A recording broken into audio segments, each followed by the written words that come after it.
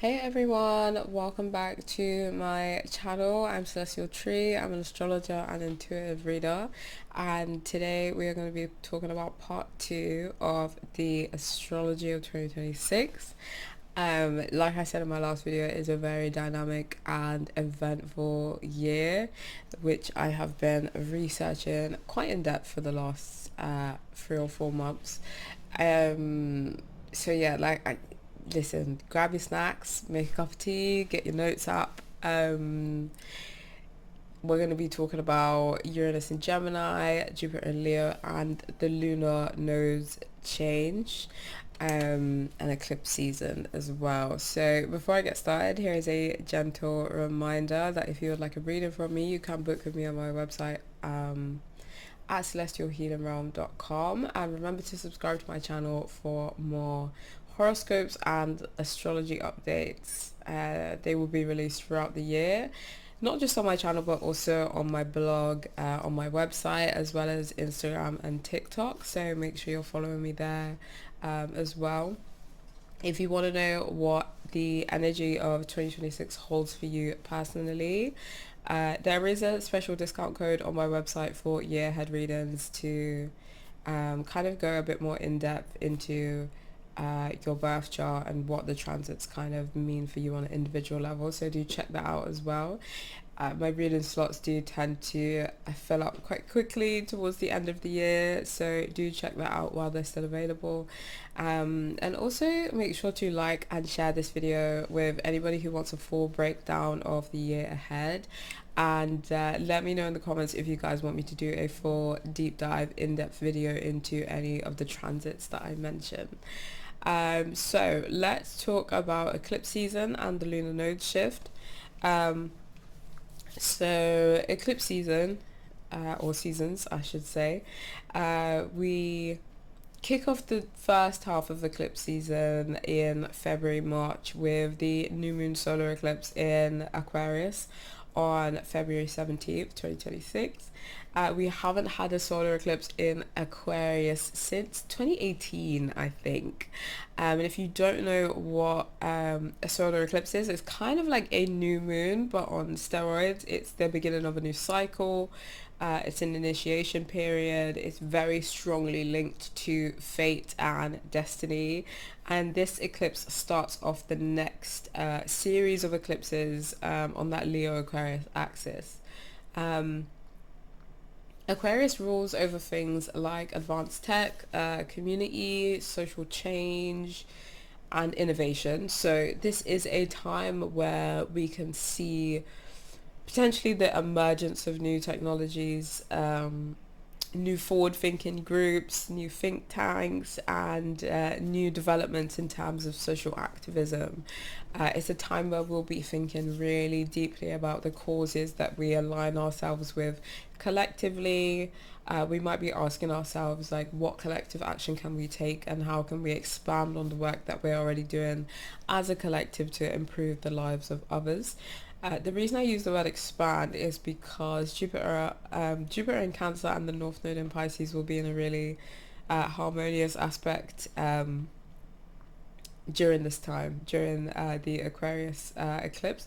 So community and collective compassion will be really, really strong themes around this time. And I feel like we'll begin a new chapter that will unfold all the way till 2029. The next part of eclipse season is that full moon lunar eclipse in Virgo on the 3rd of March, a day before my birthday. If you've been following this YouTube channel for the year that I've been doing YouTube, you know stuff is always happening around my birthday. Always, like, I never get a break. But it is the third installment of our Virgo eclipses. It's 3 out of 4, with the last part of this chapter ending in February of 2027. Lunar eclipses are notoriously emotional times. It is a time of release, and it carries the energy of a full moon, but times that by like 100. This lunar eclipse is very close to the South Node as well, sort of reinforcing the idea of fate and fated encounters with people, places, and situations.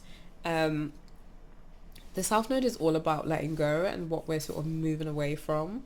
So it will definitely be a time of release.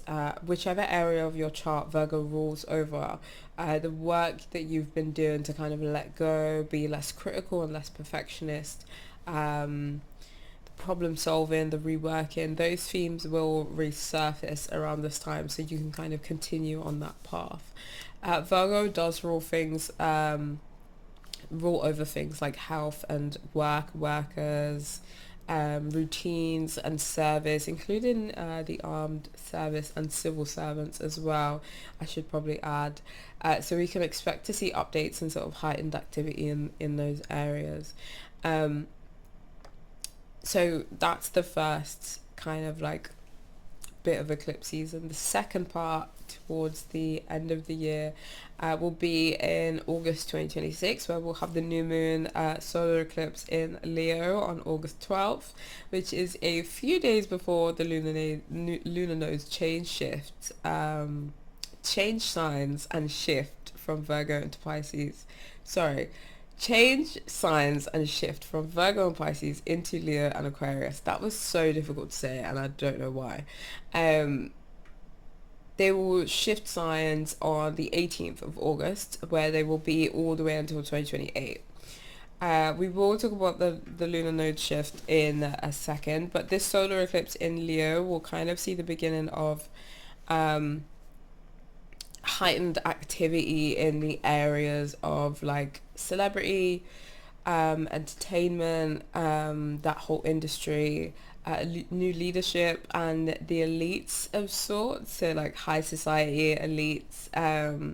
We could see the beginning of like new projects being launched, especially creative projects, and we can even see like, or even hear the whispers of new leadership when it comes to like governments and ruling bodies as well. So and it does seem very likely because we do have this solar eclipse is in a trine with Saturn over in the sign that rules over leadership, Aries. We then have the full moon lunar eclipse in Pisces on the 28th of August.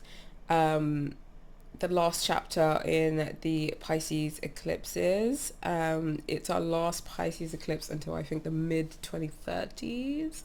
But this lunar eclipse will wrap up a story that's been unfolding since September 2024. Now, when I looked at the chart for this particular eclipse, the lunar eclipse in Pisces, I kind of went, oh, because I saw like a massive T-square with the planet Uranus over in Gemini, and I was kind of like, this doesn't look too great. And I think my reaction was because the T-square was T-squares are like a tense aspect, so the energies of the planets are not interacting harmoniously, and it was such a tight T-square. And when it comes to tense aspects with Uranus, there is this sense of uncertainty and like not knowing what to expect until it's happening. Pisces does rule over institutions like drugs and hospitals, prisons, secret societies, and the occult.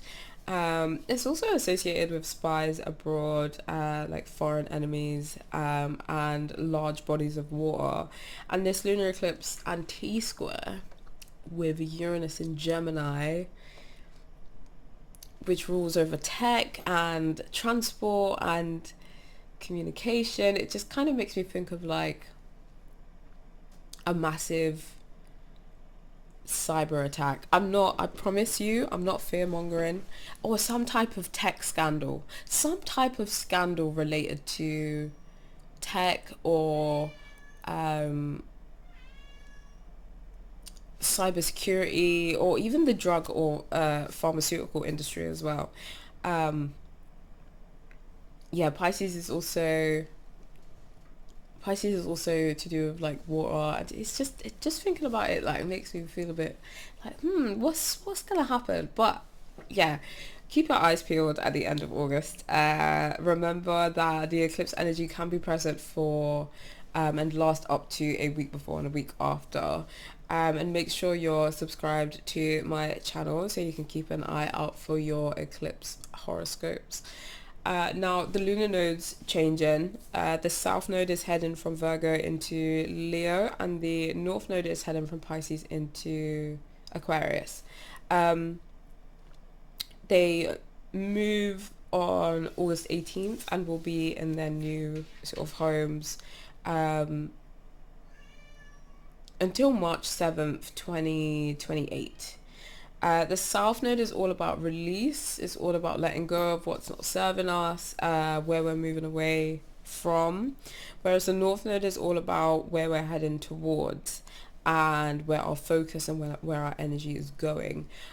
Keep an eye on my Instagram at Celestial X Tree, where I'll be making a post going into detail about the shift. But I'm kind of excited for these new energies, and let me explain why. So the South Node and moving into Leo is quite significant because we'll be moving away and questioning things like performative and ego-based leadership and authority.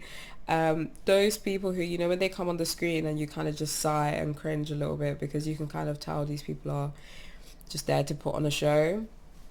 We've been talking about the fall of the celebrities since Pluto moved into the sign of Aquarius.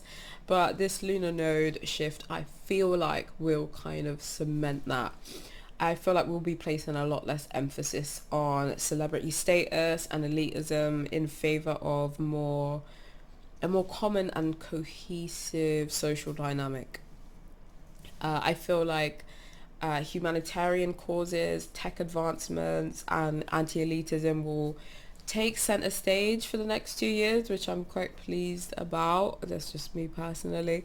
I think here in the UK we could see the rejection of like performance politics and calls for more collaboration and substance from our leaders and some more transparency as well.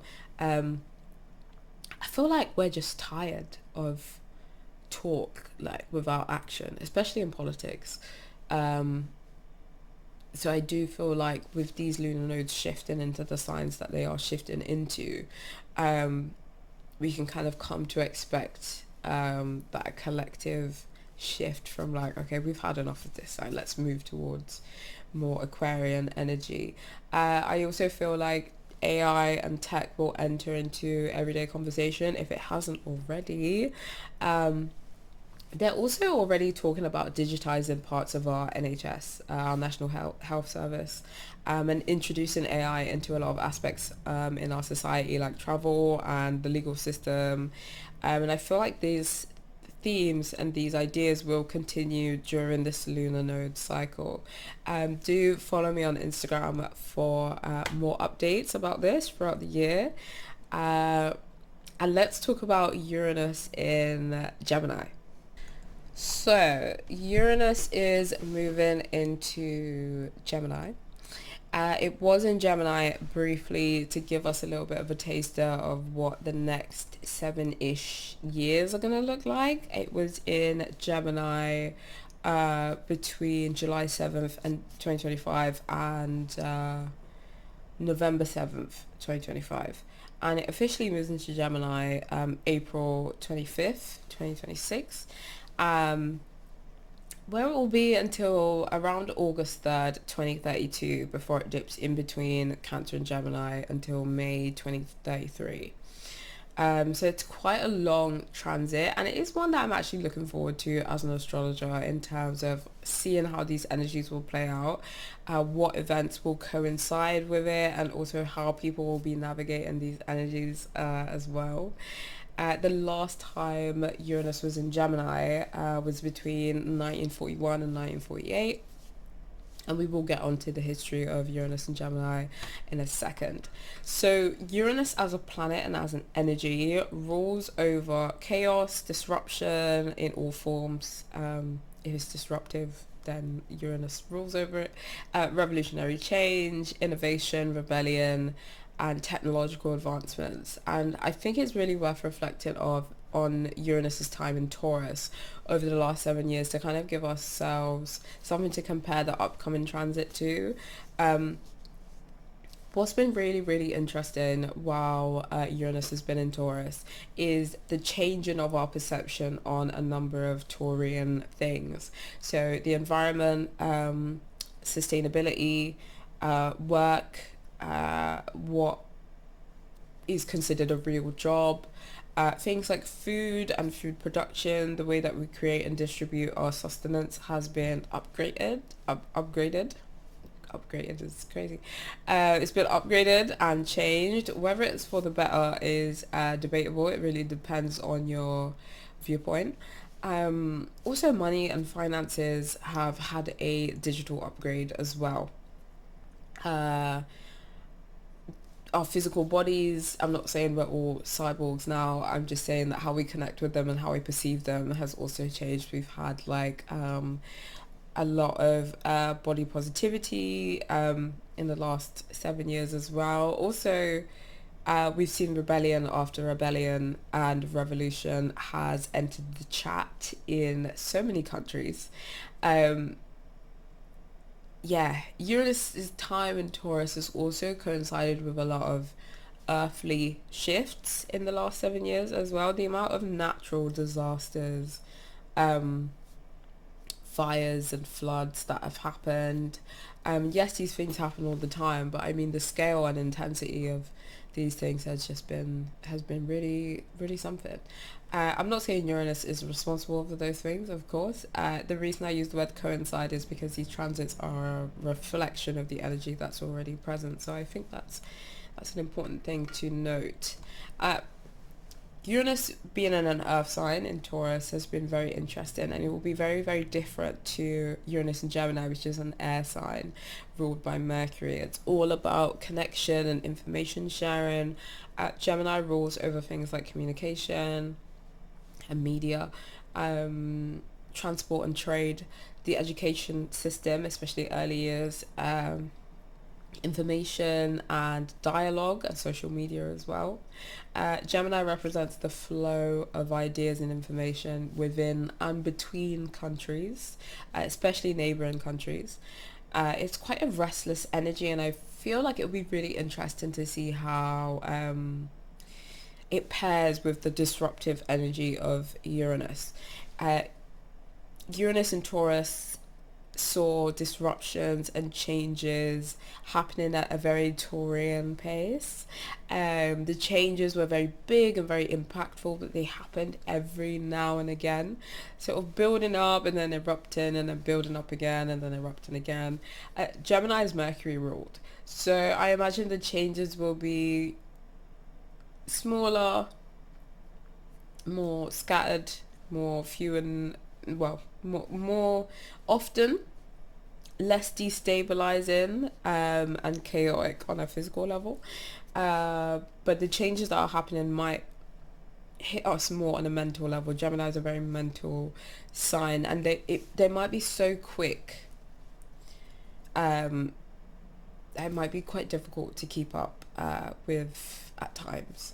I feel like we're going to have some really big revolutionary changes and developments in regards to transport and how we get around, how we communicate with each other, both online and in person as well. New waves of innovation when it comes to technology and ideas for new technologies as well. Like, and it'll be interesting where those developments are, like the funding they get and where they want society to kind of put those new technologies. I feel like that's going to be very, very interesting. Like I said, Gemini is a very mental energy. I think because it is so quick, we could also see like changes in narratives and public opinion happening very, very quickly. So the new will become old, and the newer will become new. It's almost like a period of like flux where these systems and social structures go through periods of like chaos while they sort of try and keep up with all the changes and all the evolutions that we're sort of having as a society.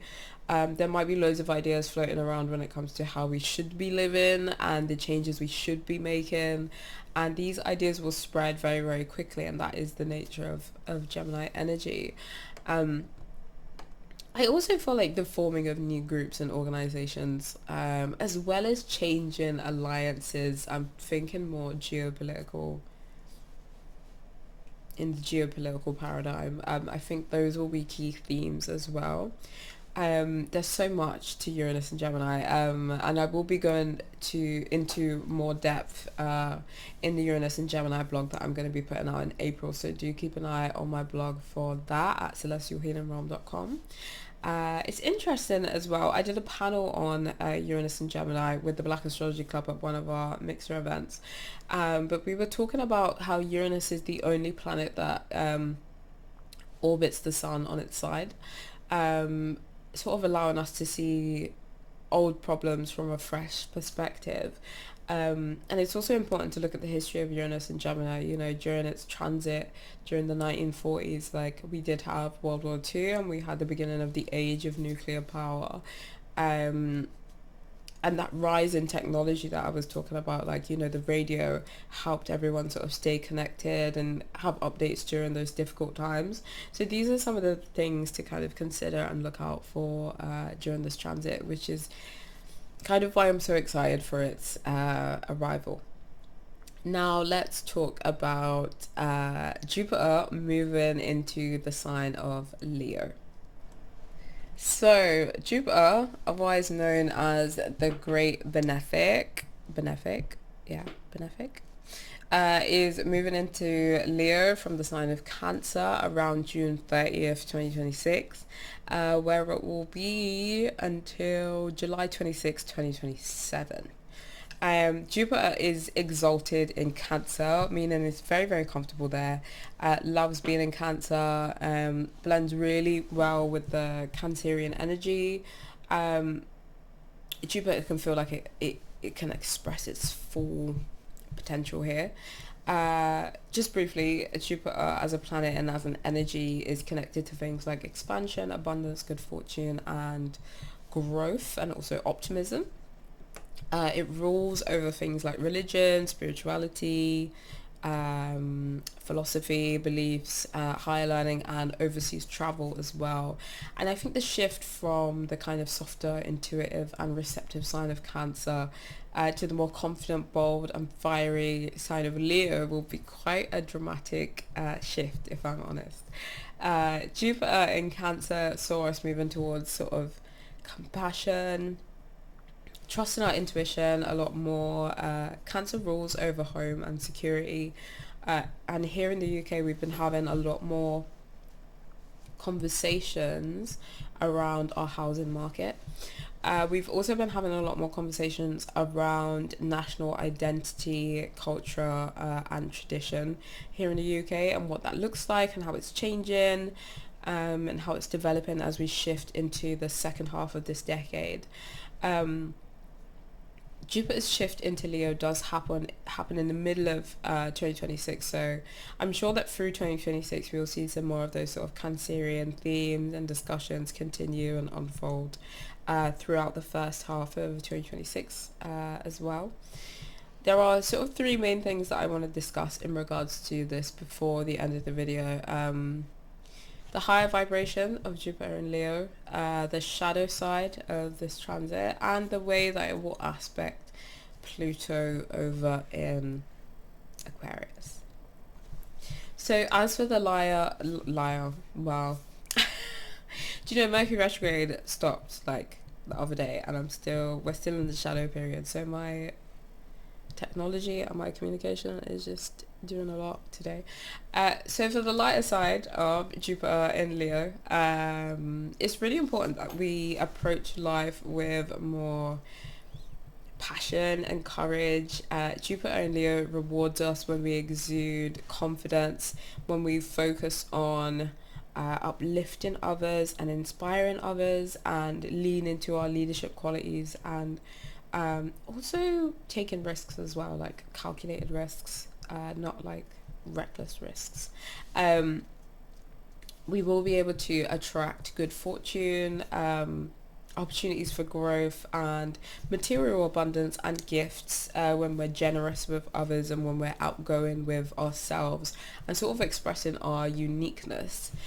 Jupiter could bring people, places and situations that allow us to kind of cultivate a deeper sense of joy in different parts of our lives, and ultimately heal our inner child as well, because Leo does rule over that.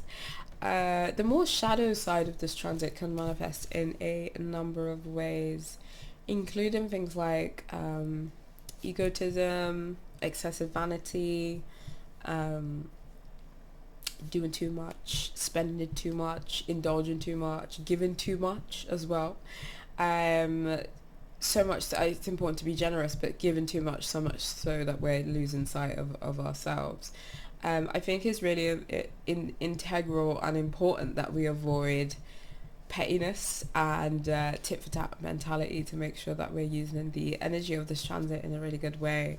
I think being the best version of yourself will help you win a lot easier than like putting other people down to make yourself feel better, and that win will feel a million times better if it's as a result of your own merit.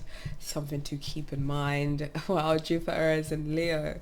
When Jupiter does ingress Leo, it will initially oppose Pluto and Aquarius for the first month or so, and I spoke about this in part 1. If you haven't seen part 1, please go to part 1, it's up on my channel. I spoke about transits sort of looming in the background, and this was one of the transits that I was referring to. This opposition with Jupiter and Pluto does feel like it lasts about a month. It does feel like a month of power struggles, collectively I mean, ideological struggles, the pull between what's right for us individually, so Jupiter and Leo, and also what will progress us as a collective, Pluto and Aquarius. That opposition, that tense interaction between those two planets. How far does the pursuit for collective evolution and progression as a whole measure up with our individual desire to kind of create abundance and prosperity in our own lives? That is the question for that first month when Jupiter moves into Leo. You know, how does personal will to evolve and to grow through our endeavors clash with our idea of what society should look like in order for it to progress and evolve? And I think that we will find that balance in time, perhaps by assessing how we can use our leadership and our personal goals to influence the progression of humanity, and how we can make those things work together. That's going to be very, very important, I feel like. Where Leo is in your chart, Jupiter will expand and will help you find that deep sense of joy. So if you want to know more about that personally on an individual level, make sure to book a end of year forecast, a year ahead reading, where I will be breaking down how you can make the most of this transit and all the other transits in the upcoming year. So that is all for today, guys. Do remember to like this video and share with people who you know want a full breakdown of the transits of 2026. Do remember to subscribe to my YouTube channel. I promise I am going to be more consistent. Saturn in Aries. I'm going to be more consistent next year. Do book a reading with me if you want to know how to make the most of the year ahead, and how you can use these transits and these energies to your advantage. Also follow me on TikTok and Instagram as well. They're both linked in the description box below, and leave a comment. Let me know what your favorite like what transit you're looking forward to the most, or even what transits you're not looking forward to. I'm sure there's going to be a mixed bag for everybody, but yes, I will see you at your full moon in Cancer horoscope videos. Take care, everyone. Happy healing.